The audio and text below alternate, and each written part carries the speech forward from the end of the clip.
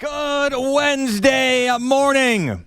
Nice little 3-car accident on the LIE coming in. Looked like everybody was okay. It was about 15 fire trucks and 6 ambulances, but it didn't look like a fatal crash. So Godspeed to everybody out there on the LIE. Sure, Karen Stewart's going to have some fun this morning. I got in about 15 minutes ago. Everything since I've gotten in has pissed me off. Every single thing. Hard Knocks last night. Things in that episode pissed me off. Things that didn't even piss me off when I watched it have now pissed me off this morning. But I'll get over it. I'll be fine. This is what you do. You adjust. You move on. You deal with it like an adult. And by the way, the hype machine is now over. There's no more Hard Knocks episodes. There's no more nonsense. It is all about the Jets playing football. We've been waiting for that for a very, very long time.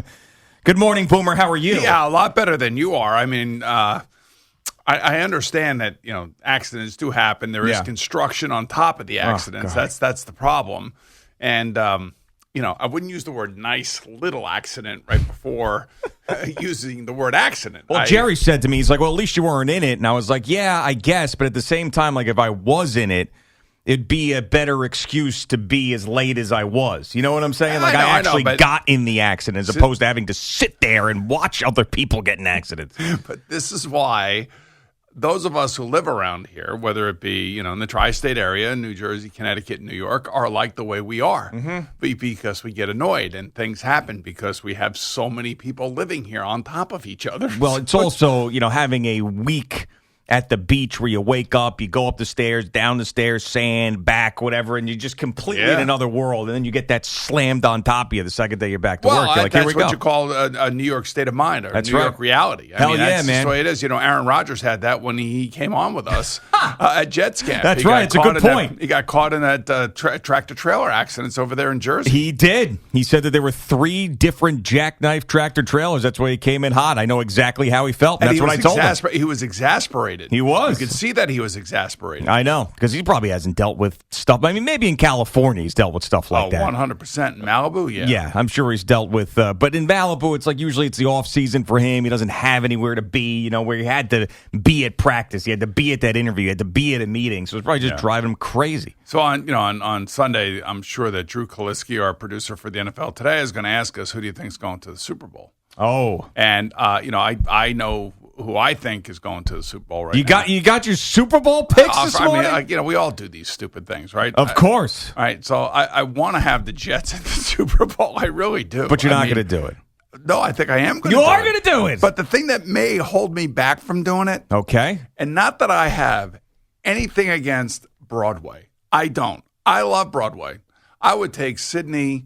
I think I've taken her to 15 Broadway shows between the ages of probably 7 and 13. Okay. All right. We went and saw everything.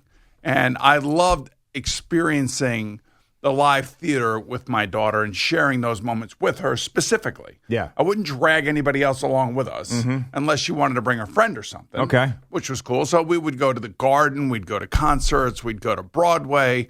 And that was one of the great things about being here is that, when we were living in Cincinnati, you can't do that. So now I see, Hard Knocks again. This team goes to Broadway a lot. Yeah, I thought it was the one that they were replaying from when we were talking about it. One. This was a different one when they went to see the Michael Jackson show, which is, and everybody was there. Zach Wilson was there. It was funny. What a difference like 6 or 7 months makes, where Nathaniel Hackett was like the biggest joke in the NFL. He had authored one of the worst seasons in a very, very long time. Gets fired before the season even starts, ends in his first season.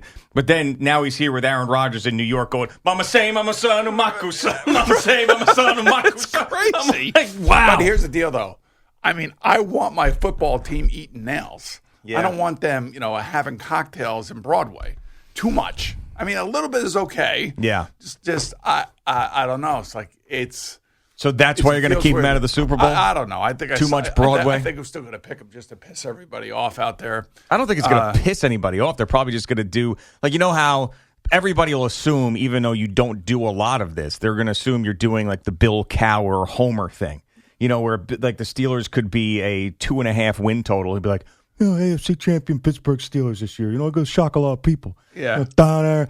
So people are going to do that with you. Well, They're going to say, he's a Jet quarterback. I kind of done that. I've kind of done that with the Bengals. Yeah, okay, the last couple of years, I've jumped on that bandwagon. But why wouldn't you jump on the bandwagon? I mean, you want to surround yourself with winners. That's why I love working here with you guys. You guys are winners. Sure.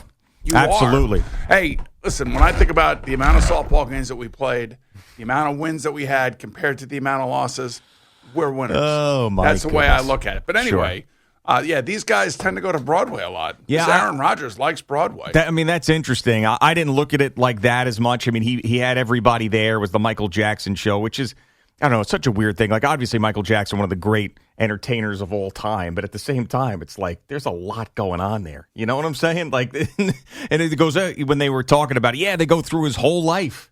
I'm like, do they? Do they really? Do they really go through his whole life? Like, I don't think they have the Macaulay Culkin sleepovers in this musical, do they?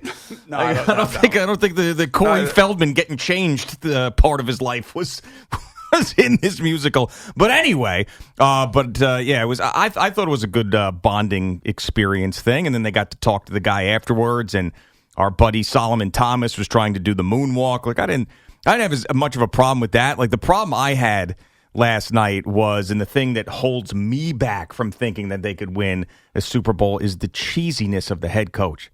Like, Rob Saleh has to be the cheesiest speech giver ever. And it gets worse and worse every single week. Like, he finds these things, and he's admitted, he finds these things on TikTok, he finds them on Instagram, and he sits there and he reads them to the team, and he just jams a bunch of curses around it, and then it's supposed to be some sort of inspirational speech. Yeah, he's like, trying remember that Dan Campbell thing that Jerry played the other day? It was like, I don't care if we got one leg, two toes, one ball, one eye, we're going to kick your ass. Yes. Like, he just does stuff like that? Yes. Well, Rob Saleh does not do stuff like that. So it's a little bit more planned for Rob Saleh. Yeah. I mean, he does this Mount Everest thing. I mean, can you come up with a more basic analogy than climbing Mount Everest? Well, they kind of are getting ready to climb it. I mean, but you could do that with any story or anything. Yeah, when you started here, were you climbing Mount Everest? I was running the board is what I was doing. I was making $26,000 a year. That's what I was doing. Yeah, but look at you now that you've reached the summit. I am not. You have arrived I am at not the top of the Mount Everest. Yeah, stop though. I am not a big cheesy analogy guy. All right. Sorry. I mean, it's just like you too caught much. The big tuna. I mean, honestly, like I'm just picturing him in the middle of the season being like, guys, look up here. You see this? This is Moana. All right? Little Polynesian bitch. Things aren't going well. Inner village, okay?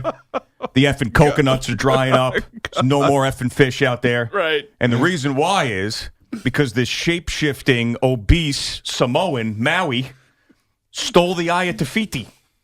And you know what that Aya Tafiti is? It's effing green. It's green. And we need to restore the Aya Tafiti into this effing franchise. All right? Moana. Like, I'm surprised he didn't do that last night. And I bet you if he had done that, the guys would have been more apt to understand what he was talking about. Yeah, maybe. Oh, my God. Where's that? Mount Everest. He just stopped. He could have done that, the plot from, what was that, the Clam Bake. He could have done that. There's a story about a guy who was, he's got a car, he's racing a car, he's trying to get a girl, and that's what we're trying to do here. And there's bikinis dancing around, and that's the media, the girls in the bikinis. But what we need to do is we need to focus on winning this drag race, just like effing Elvis did, because that's what we have to do. Oh, God. All right, well, it's over now. He's got to be the least inspiring guy in sports. You know what? It's over now. It is over now. Thank God. Mm-hmm. Thank God it's over now. God. Now, actually, today, being Wednesday, is really the first day of legitimate practice for Monday night's game. I don't know if they'll move it back to Thursday, but, you like to get on a schedule. Yeah. And they may have something going on today. I don't know if it's first day install for them or not. I would think that it probably is. That's probably one of the reasons why the guys were at Broadway. They had a little extra time off after ending their preseason. So now it's go time.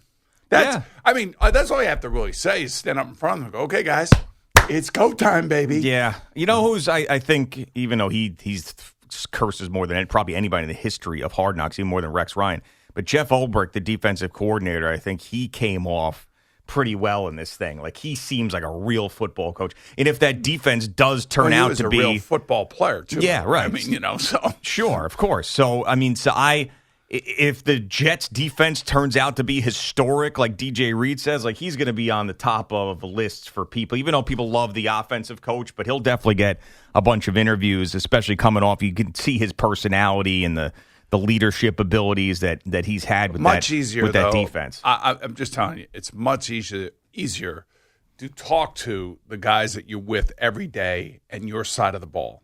That's why people say some guys are better coordinators than they are head coaches.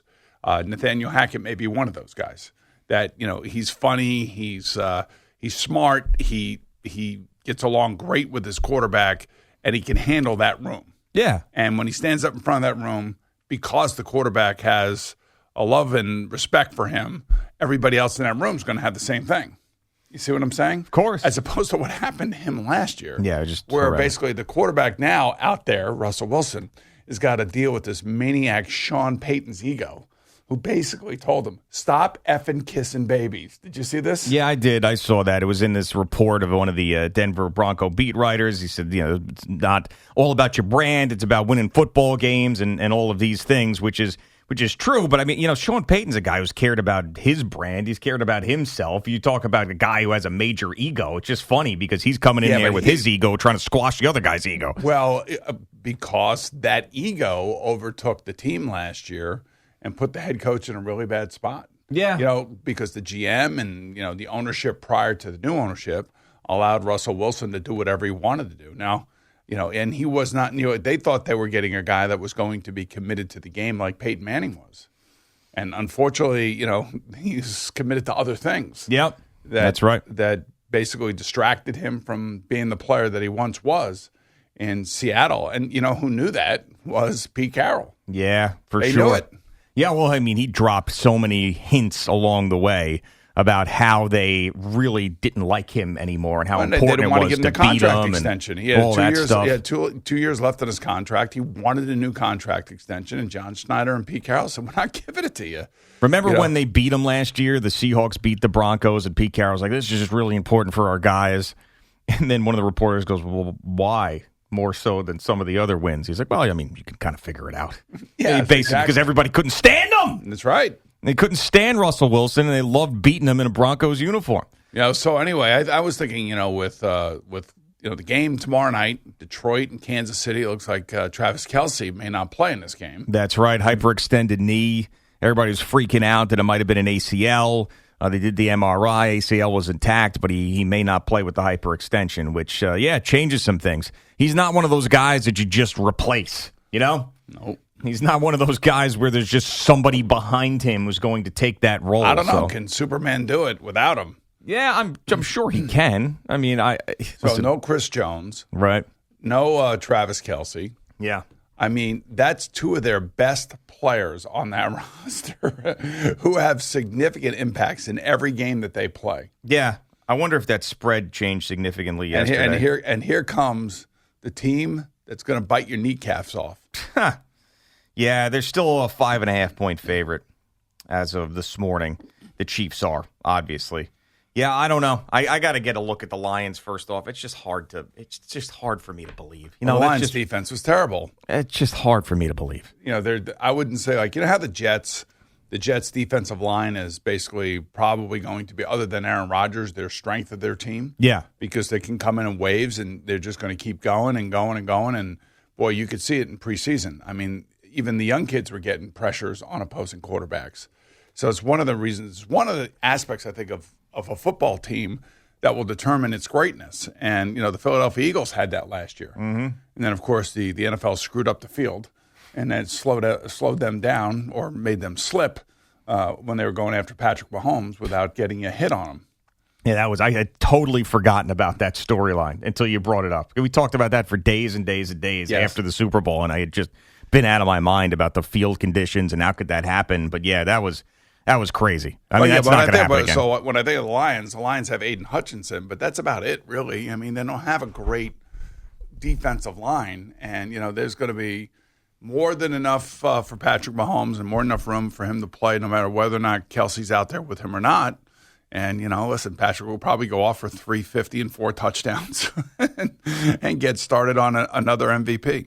Yeah, I mean, that's whether Travis Kelce's there or not, he's going to be throwing for a ton of yardage. And a guy like that, you don't want to say rinse and repeat because so much work goes into it, but he's been in the same offense for a very, very long time. Him and Andy Reid have been on the same page. He comes off a Super Bowl season. We know how hard he works. Like, it would be a shock.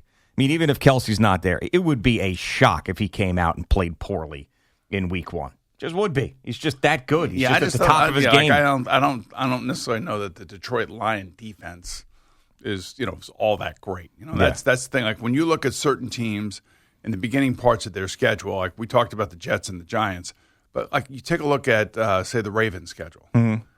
I mean, after 8 games, there's a good chance they could be 6-2. You take a look at the New Orleans schedule; they're not losing more than 5 games this year, depending on who they're playing. And I bet you the over/under for them has got to be somewhere around 9.5, 10.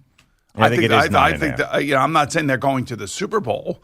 I think they have a good team and they have a new quarterback, of course, with Derek Carr, but they aren't playing anybody. I mean, they don't play any of the top teams. And I've been saying this for once the schedule came out. You start evaluating schedules and you look at who these teams are playing, and plus, of course, being in the NFC South or the AFC South, where you have numerous teams starting over at quarterback. Now, all of a sudden, you have a huge advantage. I mean, they and the Jacksonville Jaguars, at worst, should be 5-1 in their divisions. Yeah. Have you looked at the strength of schedule and where the Saints are? They have to have like at the bottom. They've got to be somewhere right? 28th, 29th, somewhere around there. Second, actually. They're second. They're okay. Second. All right, who's first? Somebody in the AFC South or NFC South, right? The Atlanta Falcons. Atlanta Falcons. That's why people think if Desmond Ridder can figure it out, who's their second-year quarterback, he was a third-round pick out of Cincinnati. If Desmond Ridder can figure it out, and the Artie Party down there and everybody else is talking about how good he looks, mm-hmm.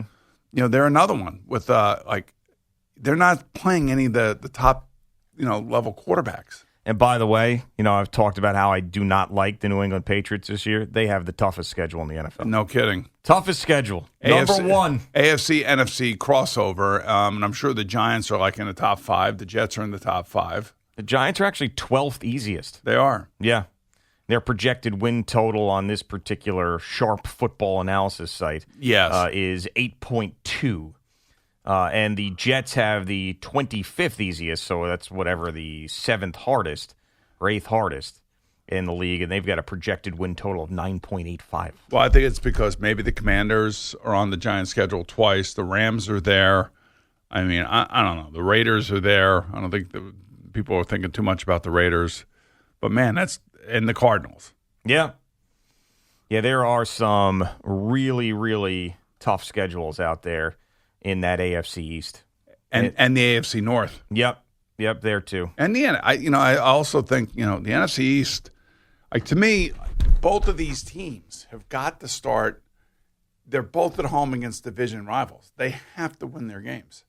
It's not the end of the world if they don't, but they have to win their games. It'll feel like it. It'll definitely feel like it. On Monday and Tuesday morning. All right, Boomer and Gio on the Fan and CBS Sports Network. Jerry joins us in a couple of minutes. He'll have some clips from Hard Knocks. I'm assuming he's going to play some of the Aaron Rodgers UFO stuff as well. Just getting started on this Wednesday morning.